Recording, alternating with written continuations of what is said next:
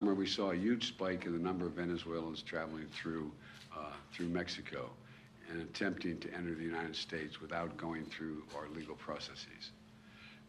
We responded by using and ensuring that there are two safe and lawful ways for someone leaving the country to come to America.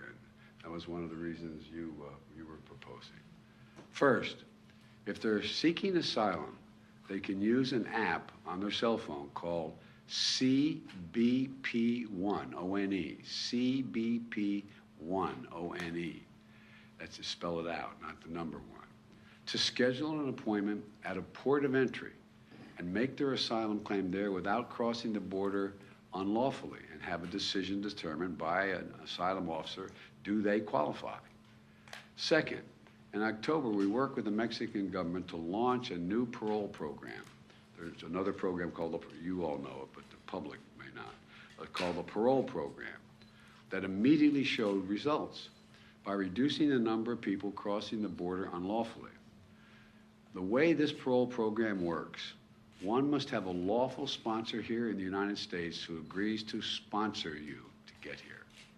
Then that person has to undergo rigorous background checks and apply from outside the United States and not cross the border illegally in the meantime. If they apply and their application is approved, they can use the same app, the CBP1 app, to present at a port of entry and be able to work in the United States legally for 2 years. That's the process. But if their application is denied, or if they attempt to cross into the United States unlawfully, they'll be returned back to Mexico and will not be eligible for this program after that. So if they making the program available, if they apply and they do it properly, fine. If they don't apply and they try to come through, they're not going to have an opportunity to deal with the program. This new process is orderly, it's safe, and it's humane, and it works. Since we created the new program, the number of Venezuelans trying to enter America without going through a legal process has dropped dramatically from about 1,100 per day to less than 250 per day on average. That's several hundred people on average every single day who are not crossing into America illegally. Today I'm announcing that my administration is going to expand the parole program for people not only from Venezuela, but from Cuba, Nicaragua, and Haiti. Again, these four countries, Venezuela, Cuba, Nicaragua, and Haiti, these four countries account for most of the people now traveling into Mexico to try to start a new life by crossing the border into the United States of America on the southwest border. We anticipate this action is going to substantially reduce the number of people attempting to cross our southwest border without going through a legal process. In fact, today, I'm announcing that Mexico has agreed to allow to return up to 30,000 persons per month who try, get caught, and get sent back from those four countries, or apprehended while attempting to unlawfully cross the border, the southwest border. My message is this: if you're trying to leave Cuba, Nicaragua, or Haiti, or have agreed to begin a journey to America, do not just show up at the border. Stay where you are and apply legally from there. Starting today, if you don't apply through the legal process, you will not be eligible for this new parole program. Let me reiterate. You need a lawful sponsor in the United States of America, number one, and you need to undergo a rigorous background check, number two. If your application is approved and you show up at a U.S. airport or when and where directed, excuse me, you have access. But if your application is denied or you attempt to cross into the United States unlawfully, you will not be allowed to enter. Look, we should all recognize that as long as America is the land of freedom and opportunity, people are going to try to come here. And that's what many of our ancestors did. And it's no surprise that it's happening again today. We can't stop people from making the journey, but we can require them to come here, that they come here in an orderly way under U.S. law.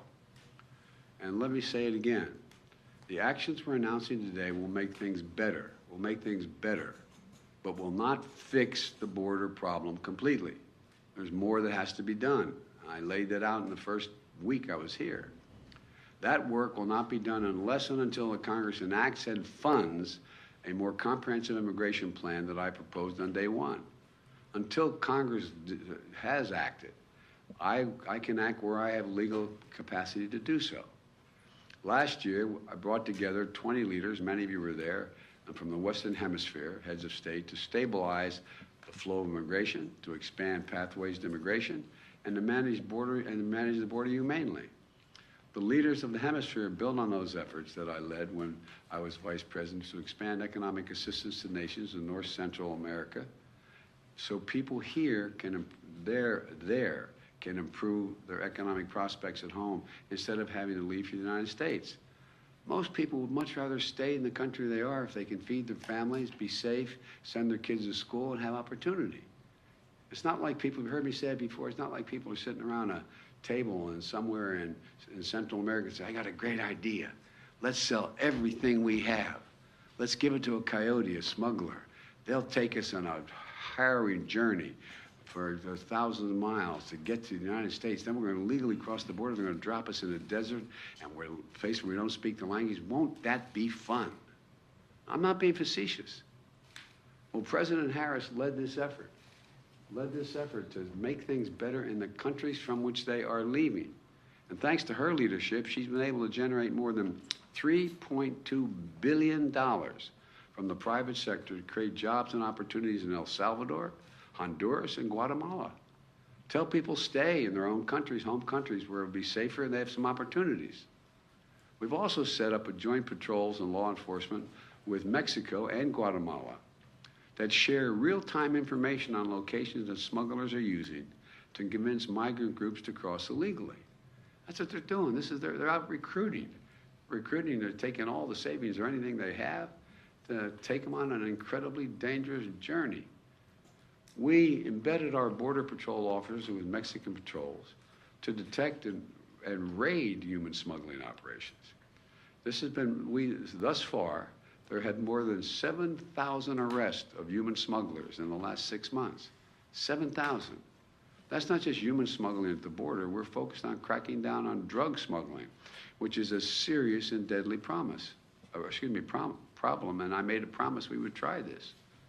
My administration has allocated record funding that added hundreds of additional Border Patrol agents and installed new cutting-edge technologies you'll be able to use effectively, it's like an X-ray machine, detailed to be able to look through these large containers to determine what's in the container and at the border. For example, since August of last year, Custom and Border Patrol have seized more than 20,000 pounds of deadly fentanyl. That's enough to kill as many as 1,000 people in this country. 20,000 pounds of fentanyl. It's a killer.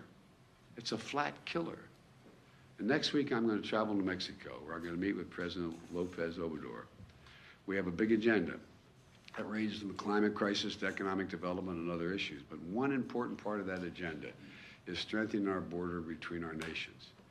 And I will visit the border myself this Sunday in El Paso to assess border enforcement operations, meet with the local officials and community leaders and the folks at the border sending me what they need that they don't have, and make it public what they conclude they need they don't have to try to convince my Republican colleagues they should do something. And I know that migration is putting a real strain on the borders and on border communities. They can't do anything but that. We're going to get these communities more support. And I want to thank all the nonprofits, the faith groups, the community leaders, and other volunteers who will make sure that vulnerable immigrants have what they need to survive, whether it's food, warm clothing, shelter, medical care, right after their arrival. These religious and civic groups represent our nation's generosity, the best of our country. And they really do. They really do. And they're a powerful rebuke to the hostility and even the hate which many people face when they arrive here legally. So let me close with this. Our problems at the border didn't arise overnight and they're not going to be solved overnight. It's a difficult problem. It's clear that immigration is a political issue that extreme Republicans are always going to run on. But now they have a choice. They can keep using immigration to try to score political points, or they can help solve the problem. They can help solve the problem and come together to fix the broken system.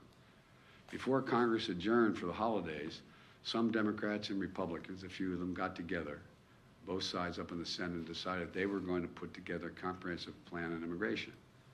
But the Republican leadership and other Republicans, I don't know who exactly who did it, rebuked it and rejected it out of hand. It broke up. Just like they rejected my plan 2 years ago. Just like they rejected my recent request for an additional $3.5 billion to secure and manage the border with more holding facilities, better transportation, additional funding for 2,000 new asylum officers and personnel, 100 new immigration judges to more rapidly adjudicate for people when they come here, and how much, and so much more. Think about it.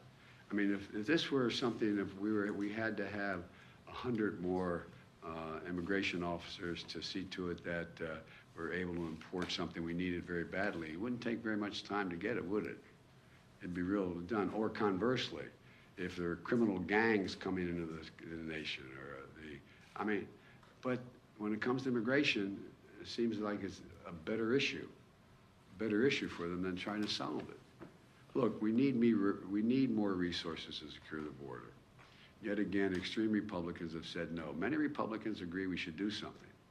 But it's time to stop listening to their inflammatory talk. It's time to look at their record. As I've always done when I'll sit down with anyone who in good faith wants to fix our broken immigration system. And it's hard. It's hard on the best of circumstances. But if the most extreme Republicans continue to demagogue this issue and reject solutions, I'm left with only one choice: to act on my own, do as much as I can on my own to try to change the atmosphere. Immigration reform used to be a bipartisan issue. We can make it that way again. It's not only the right thing to do, it's economically a smart thing to do. That's why immigration reform is supported by everyone. Think of this now. I want to remind the public. Immigration reform is supported by the American labor movement, unions.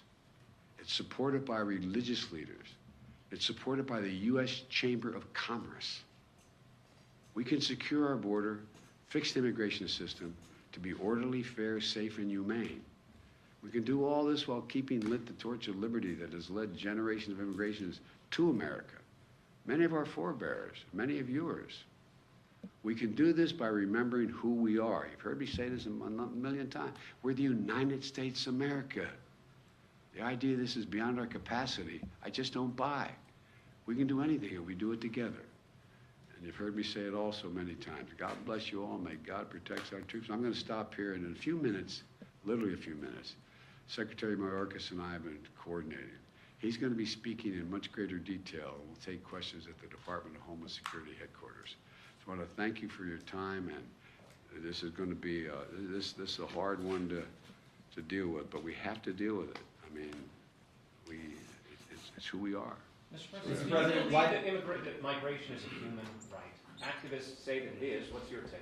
Well, I think it is a human right if your family's being persecuted, if you're being dealt with in a way. I mean, like I thought it was a human right for, Jews in Germany to be able to go to escape and get help where they could. But the other side of this is there's also the people in this country have basic rights that are here, basic fundamental rights to assure that people who are coming have been checked out. They're not criminals. They're not problem. That their background checks are real. I mean, look. If you think about it, there's not a whole lot of countries people would rather live in than here. No, I mean it sincerely.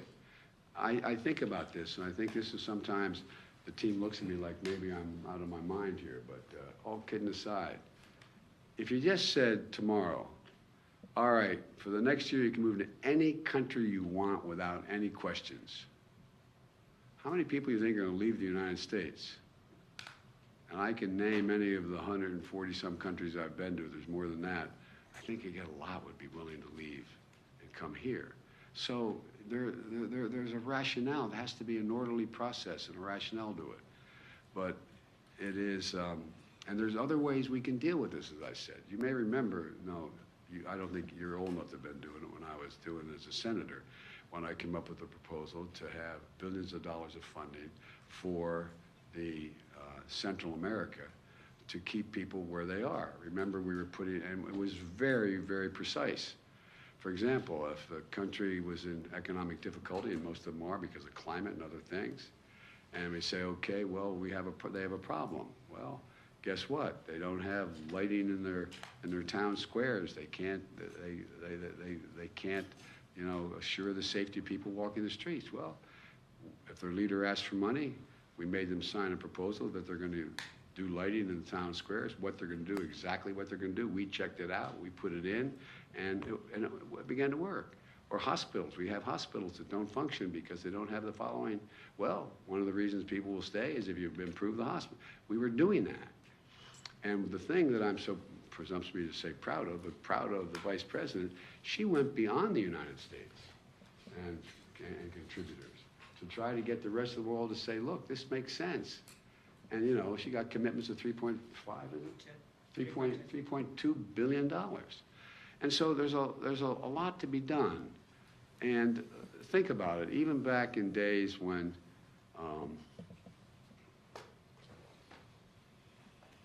it's so easy to demagogue this issue. It's so easy to demagogue it. And you hear, you know, a number of our friends, the MAGA Republicans, talking about, you know, they don't even want me speaking English anymore. They want me speaking da-da-da. They're gonna take over my community, my name, they, whoever they are at the time. Well, you know, that's what a lot of folks went through when they got here, going all the way back to the 1800s. It's not new. It's part of it's human nature and fear, but there's got to be an orderly way.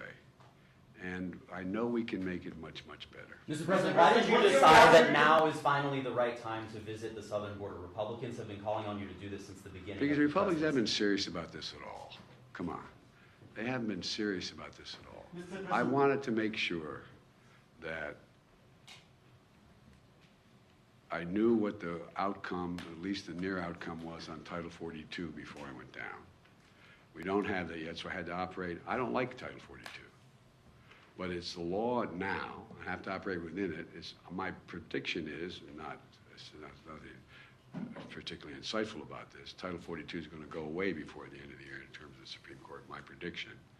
And then we're going to have to use Title 8. 8, right? Am I right? Yeah, Title 8. 8, 9.